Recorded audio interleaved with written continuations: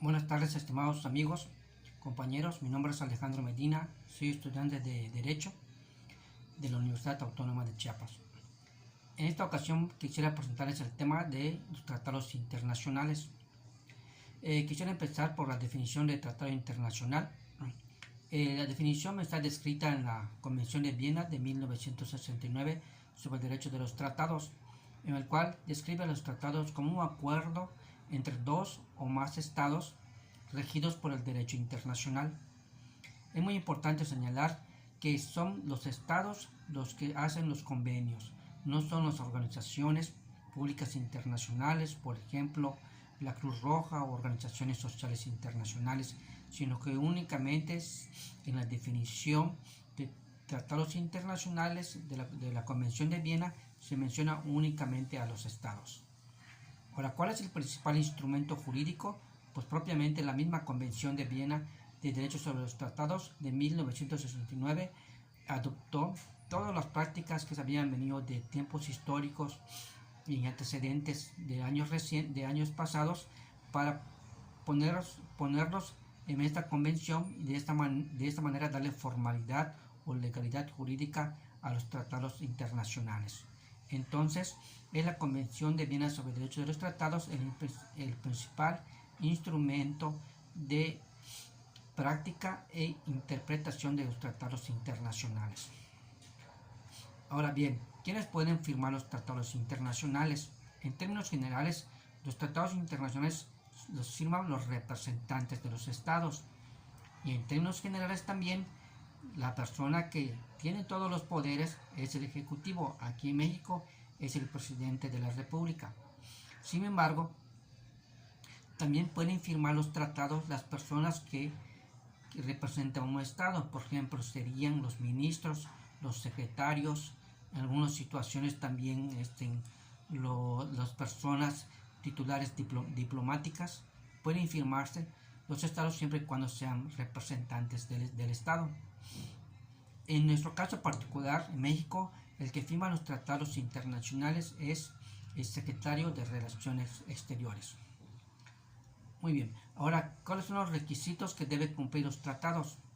Los tratados deben cumplir principalmente con tres requisitos, que es la voluntad entre las partes.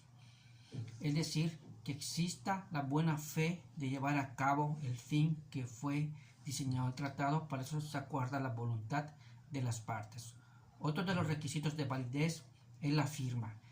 Actualmente por la tecnología existe la firma electrónica. No se ha diseñado para firma de los tratados internacionales, sino que tiene que ser una firma presencial o autógrafa. Y también otro de los requisitos de validez de los tratados es que quede por escrito. Es decir, se pueden llevar a cabo pláticas acerca de los tratados de forma virtual, pero al final se tiene que plasmarse por escrito. Ahora, una vez que el tratado ha estado firmado, pues entra en vigencia o en aplicación. Sin embargo, el mismo tratado puede decir cuál es la fecha de vigencia. Ahora, cuando no dice la fecha de vigencia, o bien el tratado por alguna circunstancia puede terminarse antes, existen unas causas de terminación anticipada del convenio del tratado internacional. En este caso puede ser por la violación grave de una cláusula del tratado.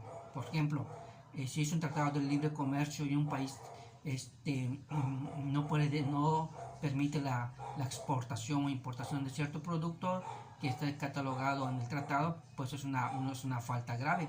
Entonces el otro país puede pedir la terminación anticipada del tratado. Otra circunstancia por la terminación del tratado sería la pérdida del objeto.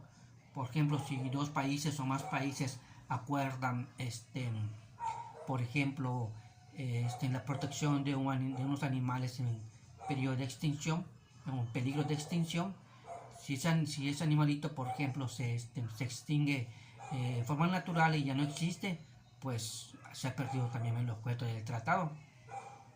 Otra forma de terminar el tratado es que cambien las circunstancias. Por ejemplo, actualmente vemos que hay mucha migración internacional, principalmente en México. Entonces, si México celebrara unos tratados con los países para, por decir, dar asistencia o permitir la entrada o dar visas humanitarias o de trabajo a estos inmigrantes por la circunstancia de que son miles y sería muy humanitario dejarlos a la deriva, pues podría firmarse un tratado, pero si se acabara esa circunstancia, es decir, si la migración, por ejemplo, volviera a ser normal y quizá muy pocos ahorita los migrantes, pues acabarían las circunstancias por las que fue creado el tratado. Y otra causa muy importante sería la ruptura de relaciones diplomáticas. Es decir, si un país tiene un problema con otro país y retira a sus diplomáticos, pues podría ser causa, pero no necesariamente, porque si el tratado, aún sin los consulares o los diplomáticos, podría seguirse aplicando, pues adelante, pero si es necesaria a fuerza la participación de los diplomáticos para la vigencia del tratado, para la continuidad del tratado, pues obviamente pues podría alegarse una terminación anticipada. Ahora bien, ¿cuál es la importancia de conocer esta materia de tratados internacionales? Es muy importante esta materia de tratados internacionales porque como litigante en derecho debemos saber y conocer que México tiene unos tratados internacionales y según el artículo 133 de la Constitución, la misma Constitución, las leyes que de ella emanan, dice el artículo 133, y también los tratados internacionales son la ley suprema de la nación. Es decir, que nosotros como estudiantes o litigantes de derecho no solo debemos analizar o estudiar el derecho interno de las leyes internas de México, sino que como buen licenciado pues debemos conocer que existen otras leyes, en este caso los tratados internacionales que tienen una legalidad jurídica a la misma par que la Constitución. Es por eso que es importante conocer la materia de los tratados internacionales. Bueno, muchas gracias. Espero que esta pequeña plática pueda ayudarnos a un poquito para entender mejor los conceptos de tratados internacionales. Gracias.